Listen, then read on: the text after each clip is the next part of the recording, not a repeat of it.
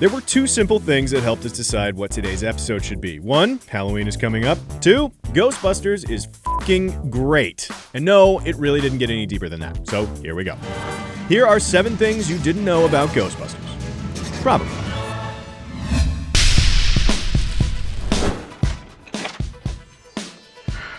Are you the keymaster? Sigourney Weaver plays a major role in Ghostbusters and Ghostbusters 2. So, getting her on board for the first film was a real coup because she'd already done Alien and she was kind of a big deal. Which is why you might be surprised to find out that she still had to audition for Ghostbusters. Even though she was a big star, Ivan Reitman and the team wanted to make sure that she'd be able to do a comedy. Sigourney Weaver agreed to the audition and she actually did a part from this scene for it. As soon as Ivan Reitman realized that she'd be willing to bark like a dog on film, he gave her the part, which is a philosophy he stands by to this day. Let's talk about Louis, played by Rick Moranis. See, Louis Tully was originally written for John Candy. Harold Ramis and John Candy had worked on Stripes and SCTV together, and Ramis had wanted him to be a part of Ghostbusters. I swallowed a lot of aggression, along with a lot of pizzas. But Candy just couldn't get a handle on the character. He had his own notions of playing Louis as a German guy who had pet Rottweilers. Still, they even went as far as storyboarding the movie with John Candy in the role. Luckily, Rick Moranis had been waiting in the wings, snagged the role, and then, of course, proceeded to crush it. Does anybody want to play Parcheesi? He's an ugly little spud, isn't he?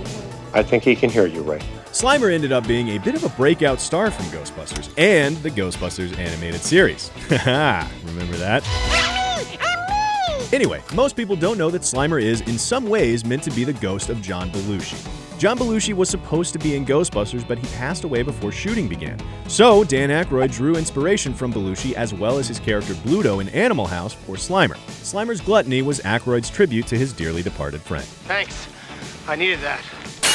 By the way, director Ivan Reitman is the one doing Slimer's voice, as well as the demon voice that comes out of Dana when she's possessed. There is no Dana, only soul. Which is a bonus thing you didn't know. Once Ghostbusters ended up being a massive hit, a sequel was inevitable. But the way the sequel starts off is really the way the first film was meant to begin. We got call! Dan Aykroyd had written a 40-page treatment for Ghostbusters over several years, again, originally with John Belushi and himself in mind for it.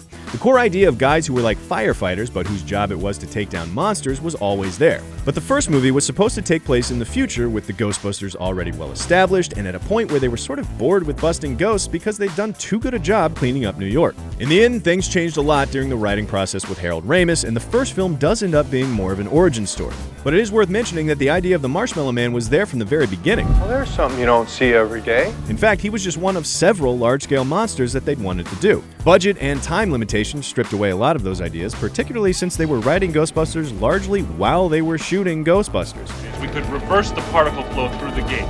How? We'll cross the streams. For example, this part where they finally come up with a solution to defeat the Marshmallow Man, well, they worked that out right there on the stage on the shoot day. They'd planted the idea of crossing the streams earlier on and realized they needed a way of, well, getting out of the movie, basically, and came up with what we see here, which is pretty impressive considering they pulled it out of their asses. Oh, and by the way, that's a bonus thing you didn't know. Bark, bark, rough, rough. You see that guy in the background? I mean, you can't really miss him. Well, that guy was not an extra. He just wandered onto set and started doing that. And as long as we're on accidental realness that made it into the final film, in this scene where the guys are running through Rockefeller Center, they're really being chased. The production wasn't allowed to shoot there, so they're actually running from a Rock Center security official of some sort. And that is another bonus thing you didn't know. Running around with those Ghostbuster packs on definitely isn't as fun as it looks. Most people don't know that those packs weigh about 30 pounds fully loaded with batteries. Boy, this equipment's heavy. Now, they did have rubber versions of the packs and lighter kits for stunts and whatnot, but the guys are carrying the heavy packs around a good deal of the time, and reportedly, some Ghostbusters complained about it a lot more than others.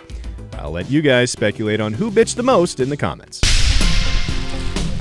Let's end on the end of the first film after the Stay Puft Marshmallow Man has met his end.